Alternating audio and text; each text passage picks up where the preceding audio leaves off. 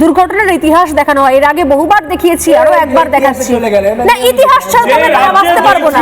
1954 থেকে শুরু, এক সেকেন্ড, 1954 সাল থেকে শুরু। না না, ইতিহাস ছাড়া আমরা এগোবো কি করে? 1954 সাল প্রয়াগরাজে বললাম না, বিভিন্ন সময়তে কংগ্রেস যদি হিসেব করে দেখেন তাহলে কংগ্রেসের আমল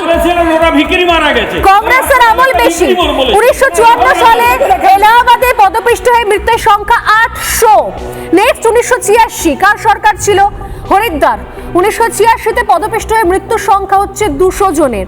2003 নাসিক, গোদাবরী তীরে পদপিষ্ট হয়ে মৃত্যু হয় 39 জনের, আহত হন শতাধিক।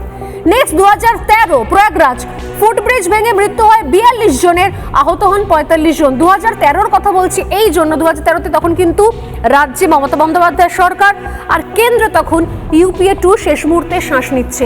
তখন এই নিয়ে একটা কোনো আলোচনা হচ্ছে না, অথচ এখন একই এজেন্ডা মিলে গেছে। সরস্বতী পুজো নিয়ে কথা বলার জন্য সবাইকে সাসপেন্ড করে দেওয়া হয়েছে বিধানসভাতে।